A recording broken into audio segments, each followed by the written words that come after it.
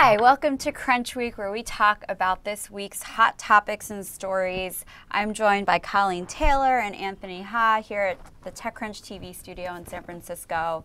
It's been a big week. Lots of news stories, lots of controversial news stories, I'd say.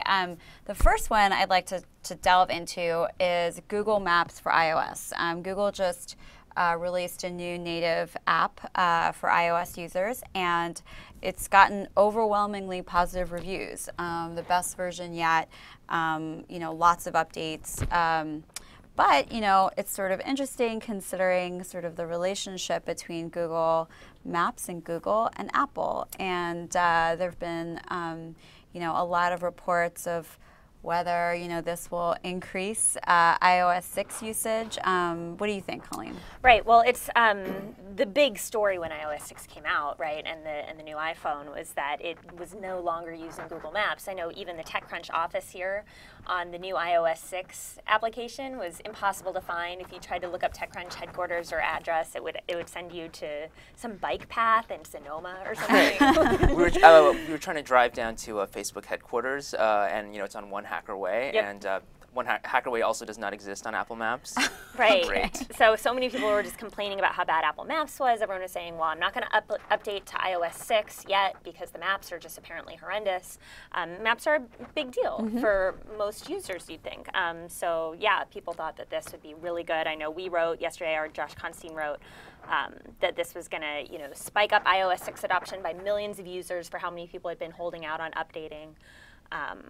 But it doesn't seem like that's been the case quite yet, just according to some initial data that's coming out. It hasn't been a huge flood of updates, but maybe just by like the tech community or something who are really upset with the Apple Maps. But I mean, it's interesting though that like just Google's strategy, right? Like Apple kind of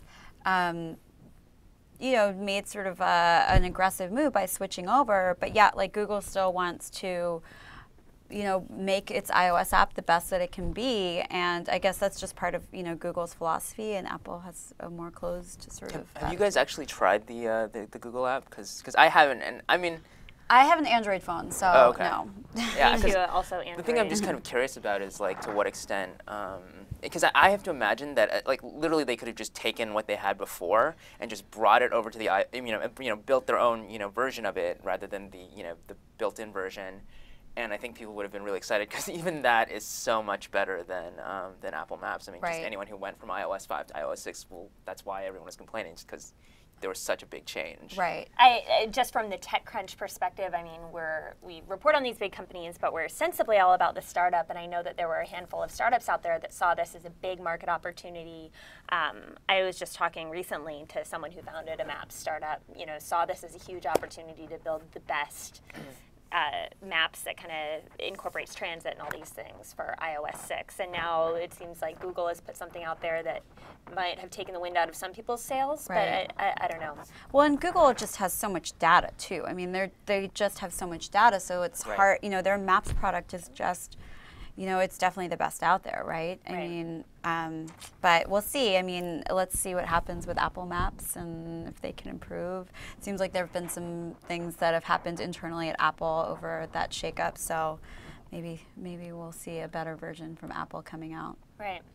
I'm sure we will at some point. It's just, I guess, how soon and how much better. Right, that's true. Our next big story, I think, was Twitter and filters. Right. I mean, it was Twitter releasing their own photo filters thanks to a startup called Aviary, which I think people.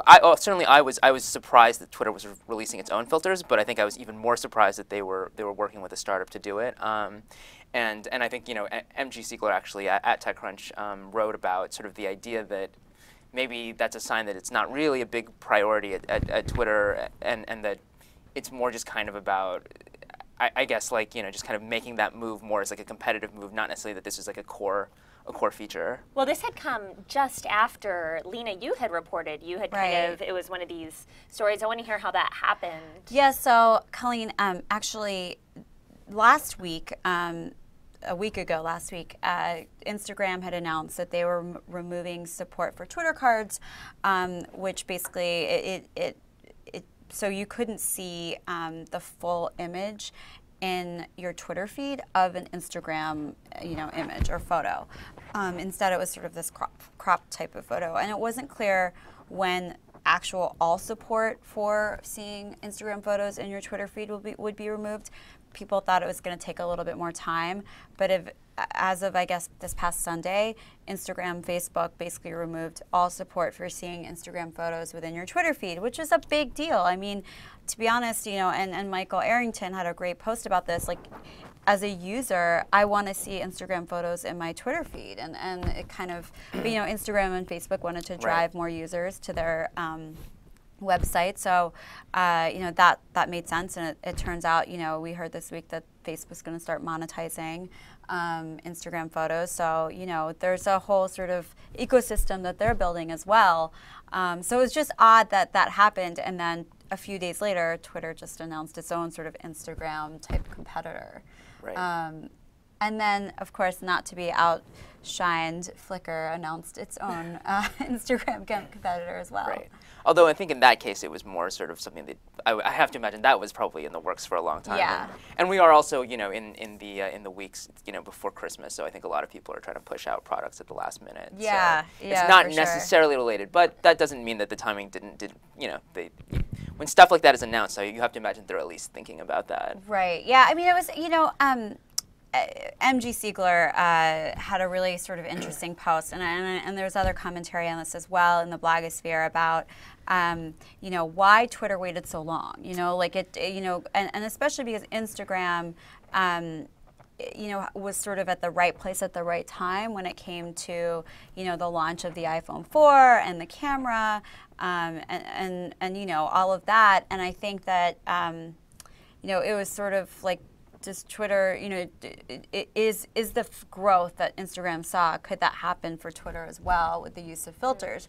Or is the sort of opportunity a little bit less now? So, I don't know. It was an interesting point, I thought, that he made. And it makes me think about how I'm personally, who's the winner here, who's the loser? I guess we can get sensationalist here. I would say here that the winner might be Twitter, because I personally might use Instagram a bit less now, knowing that my photos aren't going to show up in the Twitter feed if I tweet them anyway. So, but your Twitter photos will, exactly, with those filters, so. Right? And so but I don't need Instagram to use that. So yeah, but then again, a lot of people out there use Facebook. That's true. A few people do use Facebook. There are a number of people out there who use Facebook and want to share their photos that way. It just depends on how you're using each social network. Personally, I think I'm going to find myself using just Twitter photos more often and Instagram a bit less. What do you guys think? I agree. I think that was. I do see that I think it was much more, especially early on. I think a lot of people looked at Instagram more that way of like, here's just an easy way to post photos to Twitter, and I think it's definitely grown beyond that. And I assume this is to a certain extent a sort of a calculated risk on their part. But I do think certainly it makes Instagram less useful for me. Yeah. Well, we'll see what happens. I mean, certainly there's we'll see sort of the shakeout and what happens with usage and if people are actually using Twitter filters. So.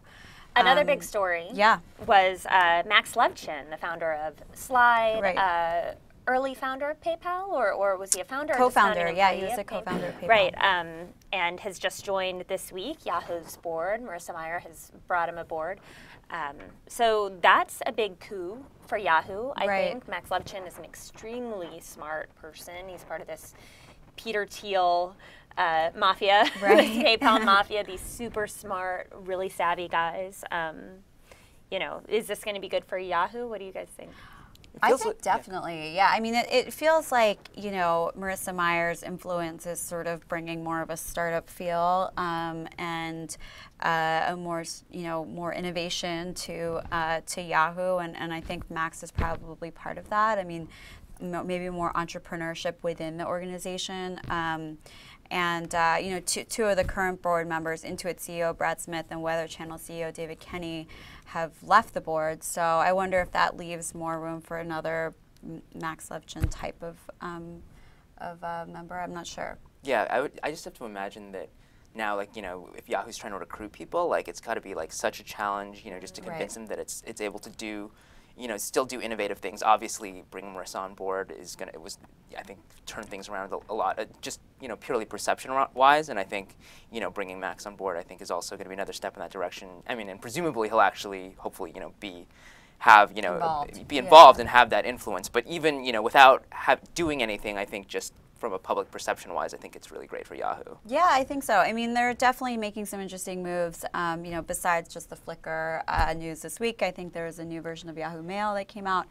But I think it'll be interesting to see what their acquisition strategy is like over the next few months, and where they sort of find themselves. They sort of have to create what they are. I don't think anyone really knows that yet. Right. Om Malik over at Giga Om. This wasn't a TechCrunch story, but we can still talk about it on Crunchweek because it's a very good story. He's skeptical. His headline, it made Tech Meme today, believe Yahoo's tech makeover. Can I interest you in the Brooklyn Bridge? He does not think, he says, Max Levchin is great, Marissa Mayer is great, but this isn't enough. Yeah. And to back up his point, I mean, I would say that when other CEOs have come on board, there's always been this great fanfare and oh, we're gonna refocus Yahoo, and this is what we're gonna do, and then there's some gestures towards that, but you don't ever see the kind of, I think, big changes that people expect so far. Well, I think the new year will bring a lot for Yahoo, Twitter, Facebook, Instagram, and of course Google and Apple. So signing off. Thanks so much for joining us, and tune in next week. Bye.